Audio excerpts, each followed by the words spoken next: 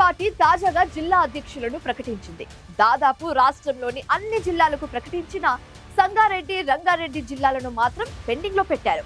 సంగారెడ్డి జిల్లాకు అధ్యక్షుని నియమించకపోవడానికి కారణాలేంటి? నియామక ప్రక్రియకు అడ్డుపడ్డ నాయకులెవరు? జిల్లాలో పార్టీకి నాయకత్వం వహించబోయేదెవరు?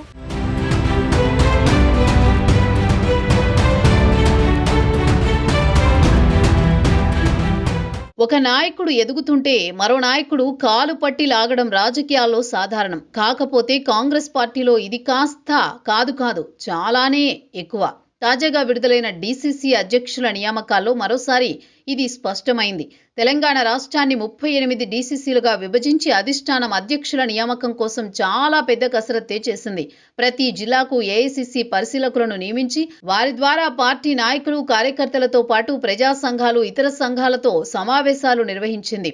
అధ్యక్షుడి ఎంపికపై వారి అభిప్రాయాలతో పాటు పీసీసీ అధ్యక్షుడు, సీఎం, డిప్యూటీ సీఎం, ఏఐసీసీ ఇన్ఛార్జీల సూచనలతో తుది జాబితా సిద్ధం చేశారు.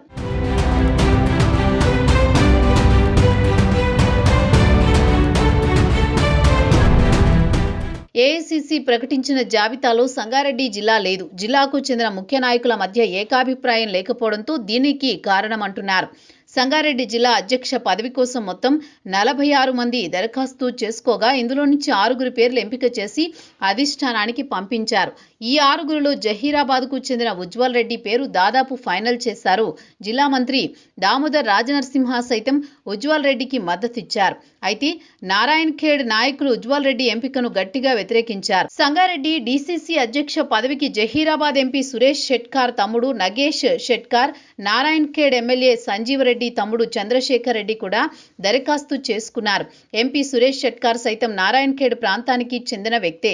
ఎంపీ సురేష్ షెట్కార్, ఎమ్మెల్యే సంజీవరెడ్డి, ఉజ్వల్ రెడ్డి ఎంపికను వ్యతిరేకించినట్టు తెలుస్తోంది.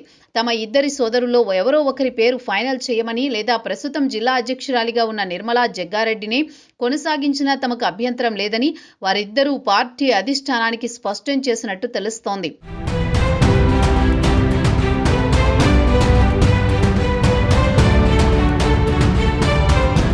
ఉజ్వల్ రెడ్డి ఎంపికను సురేష్ షెట్కార్, సంజీవరెడ్డి వ్యతిరేకించడానికి బలమైన కారణమే ఉన్నట్లు కాంగ్రెస్ కార్యకర్తలు చర్చించుకుంటున్నారు. గత అసెంబ్లీ ఎన్నికల్లో అధిష్టానం మొదట సురేష్ షెట్కార్కు నారాయణ్ ఖేడ్ టికెట్ కేటాయించింది. అయితే టికెట్ ఆశించిన సంజీవరెడ్డి వర్గం నుంచి తీవ్ర వ్యతిరేకత రావడంతో ఇద్దరి మధ్య సయోధ్య కుదిర్చి సంజీవరెడ్డికి ఇచ్చారు. జహీరాబాద్ ఎంపీ టికెట్ ఇస్తామని సురేష్ షెట్కార్ని బుజ్జగించడంతో పాటు గ్రూపు రాజకీయాలు వదిలి ఒకరి విజయానికి మరొకరు చిత్తశుద్ధితో కృషి చేయాలని అధిష్టానం ఇద్దరికీ కండిషన్ పెట్టింది. అసెంబ్లీ ఎన్నికల్లో సంజీవరెడ్డి నారాయణ్ ఖేడ్ ఎమ్మెల్యేగా విజయం సాధించారు. రాష్ట్రంలో కాంగ్రెస్ పార్టీ అధికారంలోకి వచ్చింది. దీంతో పార్లమెంట్ ఎన్నికల్లో పోటీ చేయడానికి ఆశావహులు పెరిగిపోయారు. జహీరాబాద్ టికెట్ కి కూడా గట్టి పోటీ ఏర్పడింది.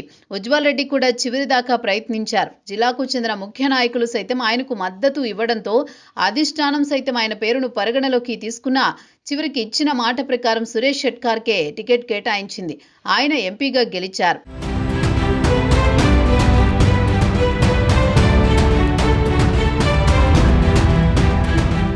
ఉజ్వల్ రెడ్డికి జిల్లా అధ్యక్ష పదవి ఇస్తే మళ్లీ భవిష్యత్తులో తమ టికెట్ అవకాశాలకు అడ్డుపడే అవకాశం లేకపోలేదన్న అభద్రతా భావంతోనే నారాయణ్ ఖేడ్ నాయకులు ఆయన్ని వ్యతిరేకిస్తున్నారని కార్యకర్తలు చర్చించుకుంటున్నారు. ఉజ్వల్ రెడ్డి జిల్లా అధ్యక్షుడైతే అధిష్టానంతో పాటు జిల్లాలో క్యాడర్లో పరపతి పెంచుకునే అవకాశం ఉంటుంది. దీంతో తిరిగి జహీరాబాద్ పార్లమెంటు టికెట్కు పోటీ వచ్చే ప్రమాదం ఉందని సురేష్ షెట్కార్ భావిస్తున్నట్టు తెలుస్తోంది. సురేష్ షెట్కార్కు ఎంపీ టికెట్ ఇవ్వలేకపోతే దానికి ప్రత్యామ్నాయంగా నారాయణ్ ఖేడ్ ఎమ్మెల్యే టికెట్ ఇచ్చే అవకాశం ఉంది. ఇదే జరిగితే సంజీవ్ రెడ్డి తన టికెట్ కోల్పోయే ప్రమాదం ఉంది. ఇవన్నీ ఆలోచించిన నారాయణ్ ఖేడ్ నాయకులు ఉజ్వల్ రెడ్డిని వ్యతిరేకిస్తున్నట్లు పార్టీ క్యాడర్లో చర్చ జరుగుతోంది.